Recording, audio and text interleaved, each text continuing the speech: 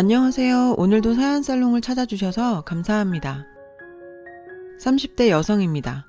본인이 좋아하는 일을 업으로 삼는 것만큼 행복한 일은 없다라는 말이 있죠. 그게 딱 제 이야기입니다.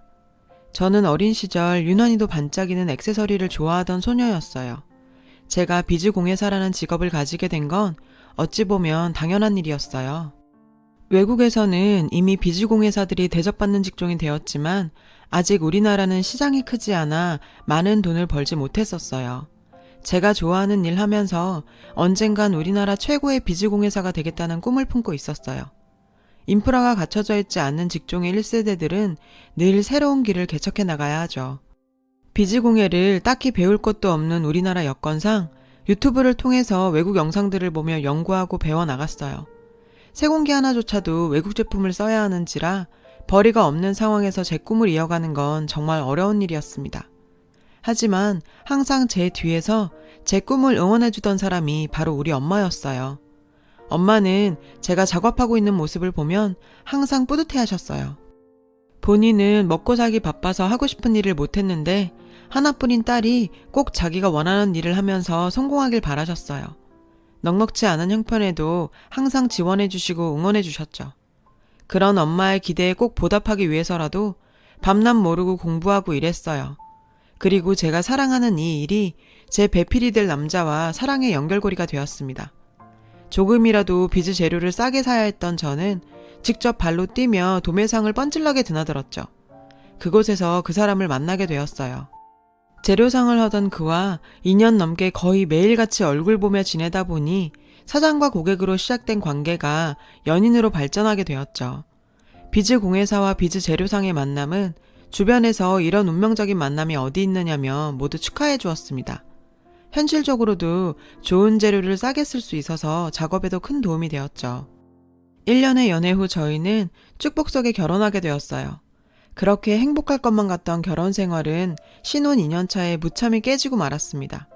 1년간 겪은 시어머니는 약간 특이하신 분이라고 생각하고 있었어요. 남편 집이 크게 부유한 것도 아닌데 늘 명품을 들고 다니고 항상 고급 식당만 가려고 하는 통에 가족 외식 한번 잡는 것도 쉬운 일이 아니었어요. 부족함은 없었지만 시아버지께서는 평범한 직장인이셨는데 시어머니께서는 항상 어디 나가면 부잣집 사모님처럼 행동하셨어요. 그 때문에 저도 때 아닌 연기까지 했어야만 했거든요. 결혼 후 시어머니께서는 본인의 친구들에게 저를 소개해준다며 자리를 마련하셨어요. 그 자리는 그야말로 부잣집 사모님들의 골프 모임이었어요. 사실 저희 어머님과는 어울리지 않는 자리였죠. 온갖 명품 이야기, 남편 이야기, 부동산 이야기를 하는 사모님들 사이에서 저는 그저 꿔다 넣은 보릿자루처럼 앉아 있었어요. 그중 한 분이 저에게 물으시더라고요. 부모님은 뭐 하시는 분들이야? 수근 엄마 눈에 차려면 보통 집안이 아닐 텐데.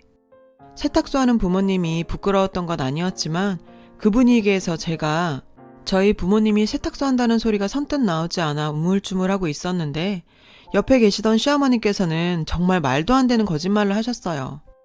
예, 무슨 소리니? 내가 무슨 조건 보고 결혼시킨다고.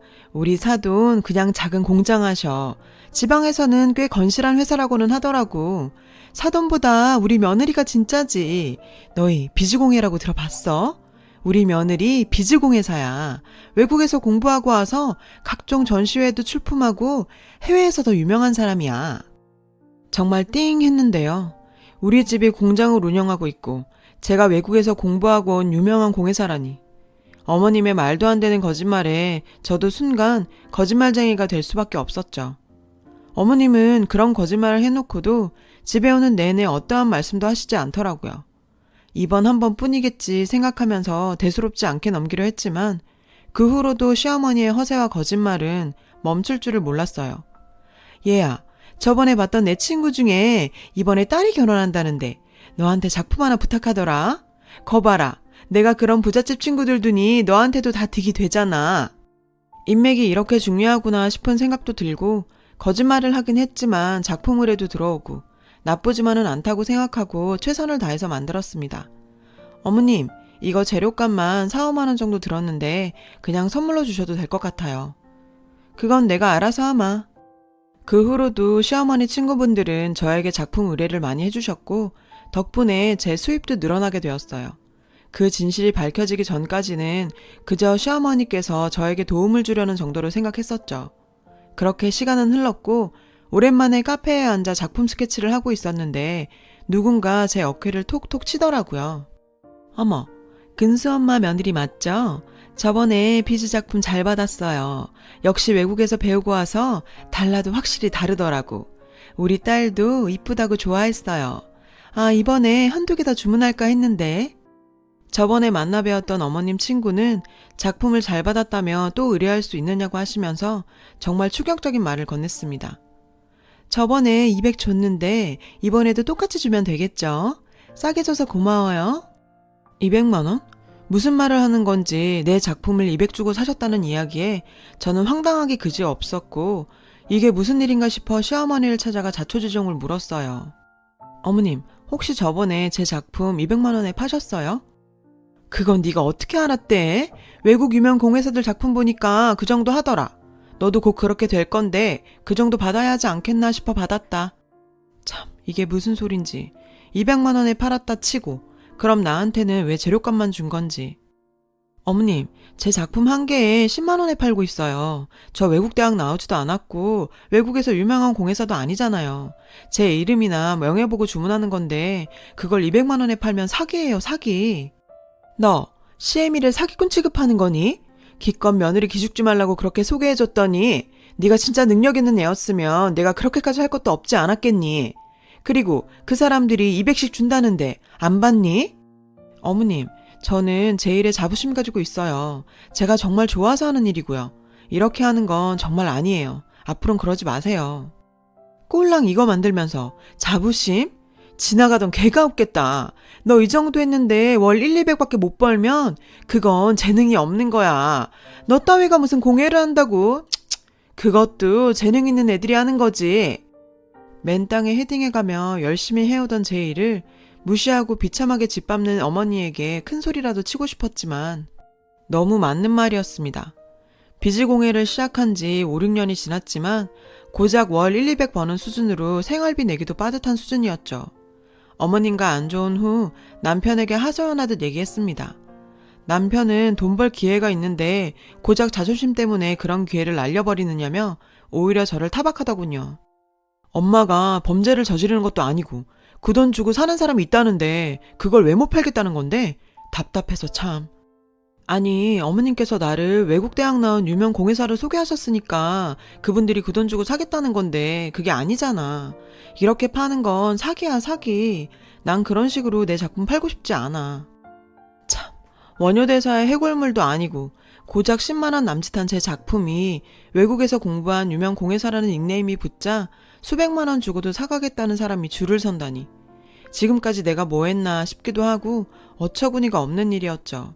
시어머니의 거짓말들로 생기게 된 갈등은 결국 남편과의 이혼까지 이르게 되었어요.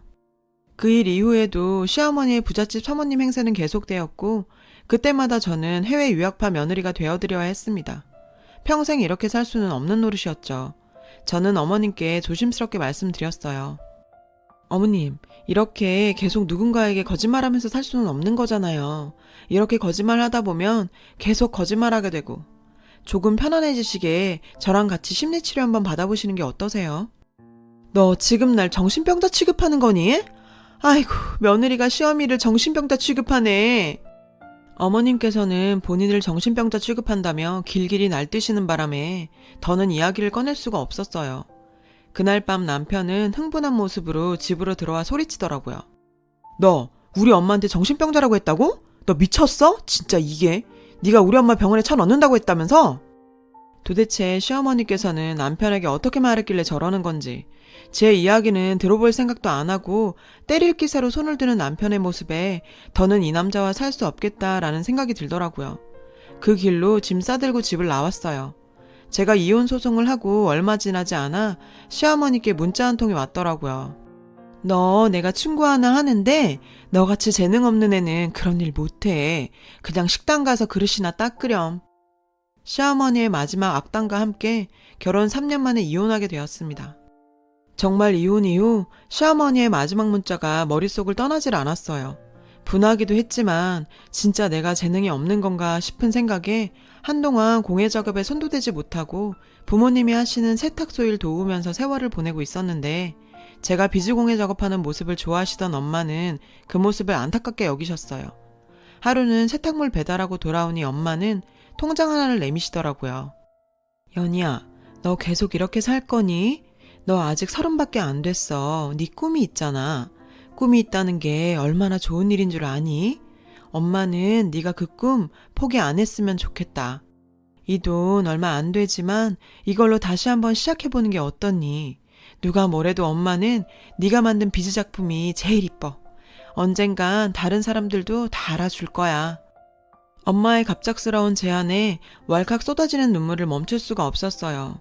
저에게 필요한 것은 돈도 무엇도 아닌 제가 틀리지 않았다는 한마디였는지도 모르겠습니다. 엄마가 마련해준 돈으로 작은 작업실을 구했고 미친 듯이 일했어요. 정말 지칠 때마다 전 시어머니가 저에게 남긴 문자를 보며 스스로 다짐을 하고 또 했어요. 볼 때마다 차오르는 분노는 오히려 제 목표의식을 명확하게 해줬고 오직 비즈공예에만 집중할 수 있었어요. 사람도 만나지 않고 작업실에서만 인연을 박혀 살았습니다. 점점 성과가 나오기 시작했어요. 공모전에 출품한 작품들이 당선되면서 비즈공예사로서의 이름을 알리기 시작했죠. 무엇보다 해외에서도 제 디자인에 관심을 가져주면서 해외 진출까지 성공했어요. 그러면서 이제 돈 걱정 없이 작업할 수 있게 되었는데 나름 비즈공예계에서는 이름이 알려지게 되자 저에게 배우고자 찾아오는 사람들이 많아졌고 친하게 지낸 공예사님들과 후진양성을 위한 학원도 차리게 되었어요. 생각보다 많은 분들이 공예에 관심이 있으시더라고요. 학원은 그야말로 대박이 났습니다. 학원 원장까지 되면서 제가 어릴 때부터 품어온 꿈을 이루게 되었어요. 꿈을 이루는데 가장 큰 역할을 해주신 엄마의 환갑이 되었어요. 마음 먹고 좋은 선물 해드려야겠다 싶었죠. 선물을 사기 위해 백화점에 가게 되었어요. 그때 언젠간 꼭 한번 만나보고 싶던 그 여자를 마주치게 된 거예요. 엄마 선물을 사고 잠깐 라운지에서 같이 간 친구와 커피 한잔 하고 있었는데 함께 온 친구는 마치 못 볼 사람 본 것처럼 깜짝 놀라하며 조용히 속삭였어요. 연희야, 저 사람 네 전 시어머니 아니야?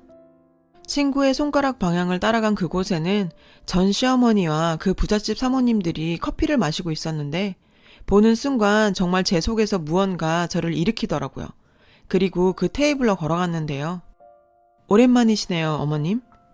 이혼한 며느리의 갑작스러운 등장에 꽤나 당황한 눈치셨죠. 어머, 네가 웬일이니? 네가 여길 어떻게 들어왔니? 여기요? VIP 라운지에 아무나 들어와도 되는 거예요? 여전하시네요. 입만 열면 거짓말에 허세에. 아직도 부잣집 사모님들 꽁무니에 붙어서 졸졸 따라다니세요? 3년 전이나 지금이나 똑같으시네요.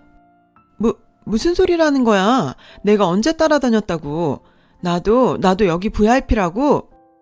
에이, 아직도 여기 사모님들한테 거짓말하고 계세요?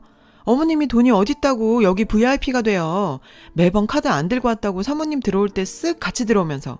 그것뿐이에요. 사모님들 혹시 그거 아세요? 사모님들하고 명품 쇼핑할 때 사고 나서 다음날 환불하러 오시는 거. 아참, 혹시 그건 아시려나? 저 외국 대학 출신도 아니고 해외에서 유명한 공예가도 아니었는데 사모님들 만날 때마다 저번 거짓말 때문에 연기한다고 고생했네요. 제가 10만 원에 팔고 있었던 작품 사모님들한테 200만 원 받고 팔았더라고요. 뭐 그 덕에 제가 저 집안 구석에서 나와서 진짜 200만 원 받는 공예가가 되었지만요. 순간 그곳의 공기는 얼음장처럼 차가워졌고 그 여자는 거의 울 것 같은 표정으로 앉아 있었어요. 어머님 마지막 문자 덕분에 제가 진짜 어머님 거짓말처럼 됐네요. 항상 고맙게 생각할게요. 그래도 허언증 그거 정신병이에요. 빨리 병원 가서 치료 받으세요. 친구와 라운지를 나오는데 사모님들한테 애원하면서 변명하고 있는 꼴을 보고 있자니 그렇게 통쾌할 수가 없었어요. 그리고 오늘에서야 제가 3년 동안 그 문자를 지울 수 없었던 이유를 알 것만 같았습니다. 라운지를 나서면서 그 문자 깔끔하게 지우고 나니 뭔가 모든 게 마무리되는 느낌이었어요. 열심히 살다 보면 사람 일 어떻게 될지 모르는 게 인생 같습니다. 누군가 자신을 능력도 없이 못난 사람이라고 손가락질 하더라도 기죽지 마세요. 저도 저보다 더 능력 있는 후진 양성을 위해 그리고 제 꿈을 위해 더 열심히 살아가야 하겠습니다. 여러분, 사연 댓글에 응원과 현명한 조언 부탁드려요. 좋아요와 구독은 저에게 큰 힘이 됩니다. 오늘도 좋은 일 가득하세요.